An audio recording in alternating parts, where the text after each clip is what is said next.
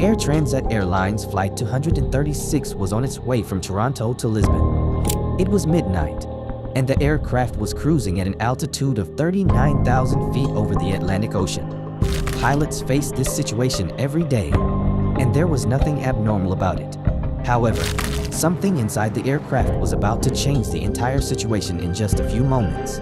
Even from an altitude of 39,000 feet above the Atlantic Ocean, the ground is not visible far and wide. Suddenly, the captain realized that the plane's fuel was about to run out. It was a terrifying situation for the two pilots because running out of fuel over the Atlantic Ocean signifies only one thing, and that is death. This incident occurred on August 23, 2001. Air Transat Airlines Airbus A330 was being prepared at Toronto Pearson Airport for the journey from Toronto to Lisbon.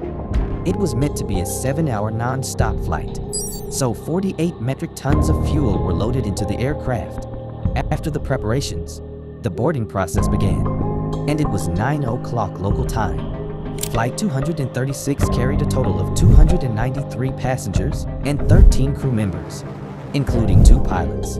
The flight captain, 48-year-old Robert Pitch, had 16,000 hours of flight experience, while the first officer, 28-year-old Doug De Jager, had 5,000 hours of experience, including 400 hours of flying the same Airbus A330 aircraft. Regarding the aircraft, it was an advanced 2-year-old Airbus A330 model. There was neither a lack of experience in the pilots nor any fault in the aircraft.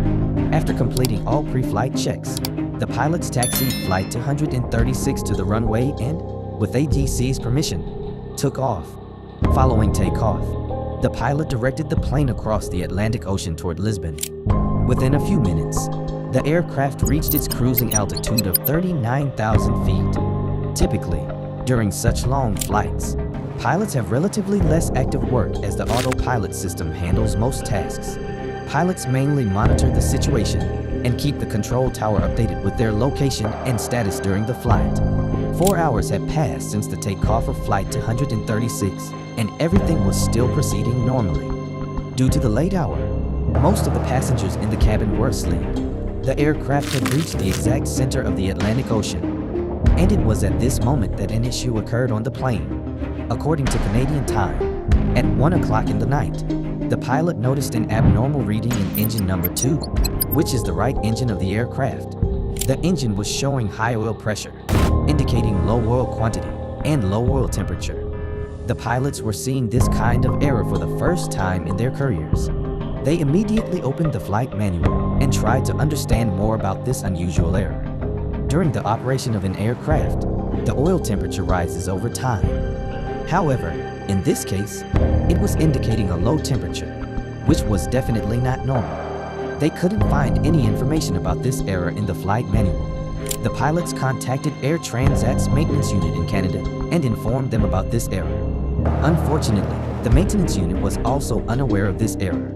They advised the pilot to keep monitoring the error and that they would contact them again after a while.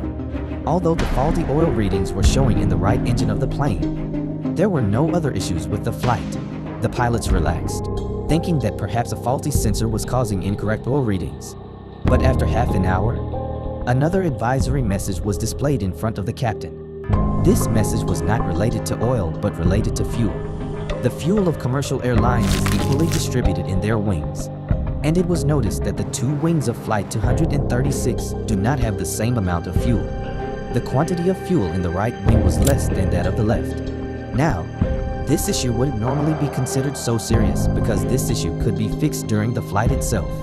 The captain opened the cross-feed valve to address this issue, from which fuel started to flow from left wing to right wing. And within minutes, the fuel quantity in both wings had become equal again. Just 10 minutes later, the captain started receiving a low fuel warning. This was the kind of issue no pilot wants to face, especially on a plane full of passengers.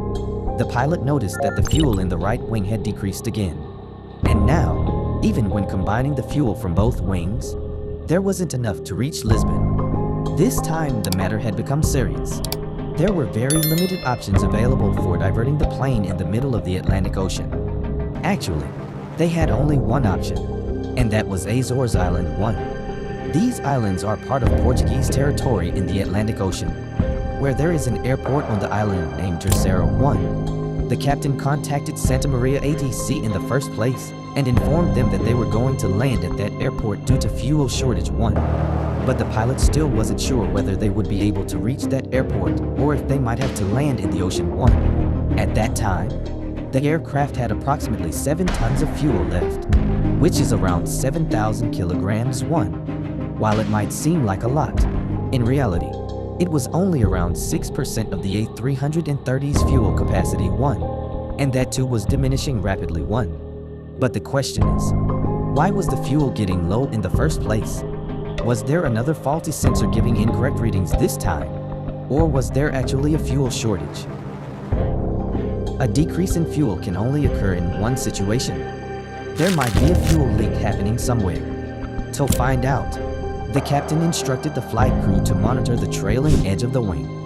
If there is a fuel leak, then there will be an indication from there. However, due to the darkness, the crew could not find any such indication.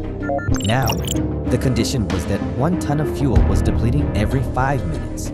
It became clear to the captain that the fuel was leaking from somewhere. They now had only 25 minutes worth of fuel left. During this time, it was not even possible to reach Terceira Airport. Meanwhile, the captain and first officer were continuously in contact with the maintenance unit and ATC. The maintenance unit instructed the captain to descend the aircraft from 39,000 to 20,000 feet to confirm the fuel leakage. However, the captain declined to do so, as they believed that even if the fuel leakage was confirmed, it wouldn't be possible to ascend the aircraft back up.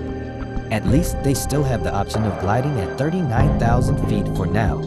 In the next few minutes, all doubts were dispelled when a fire erupted in the right engine of the aircraft. Upon seeing this, panic spread throughout the aircraft, and the clouds of fear swept away the tranquility of passengers who had been peacefully asleep.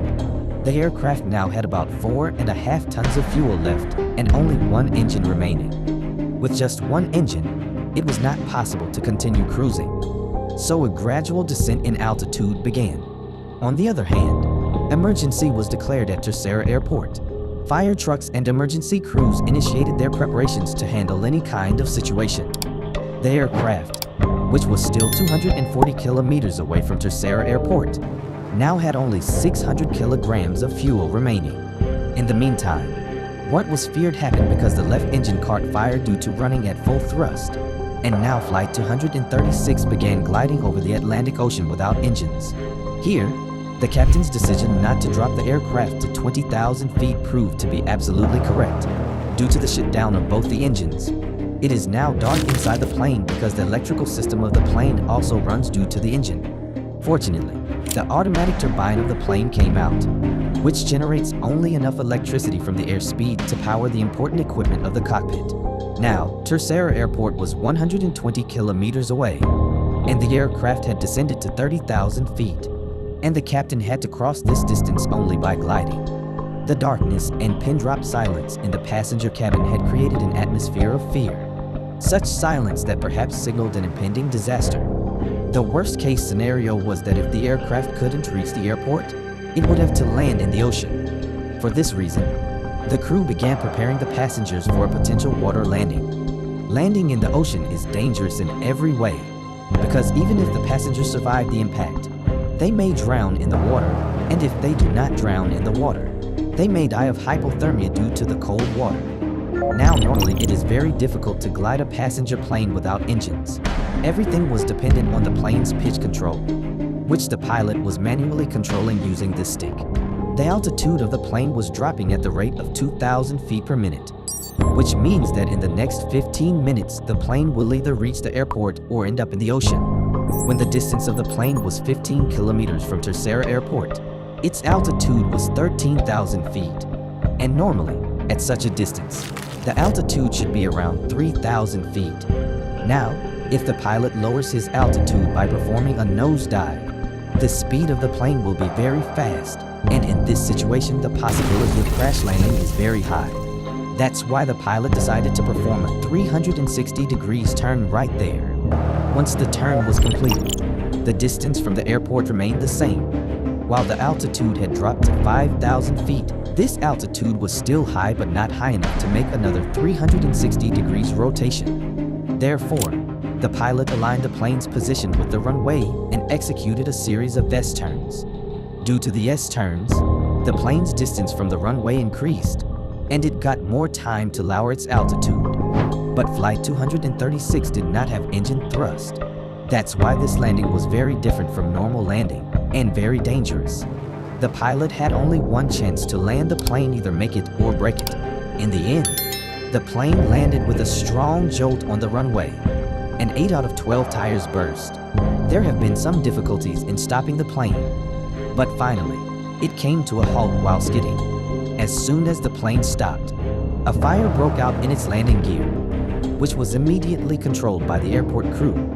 Flight 236 was the first and last passenger plane in aviation history to hold the record for the longest glide time without engines.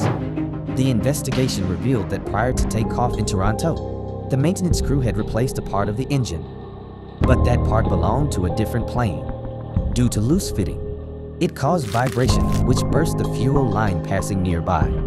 After this incident, Airbus installed a new system that will allow pilots to detect fuel leakage during flight in the future. A year later, Captain Robert Pitch and First Officer Duck Dejager were honored with the Superior Airmanship Award for performing a dead stick landing on an Airbus A330 in 2012.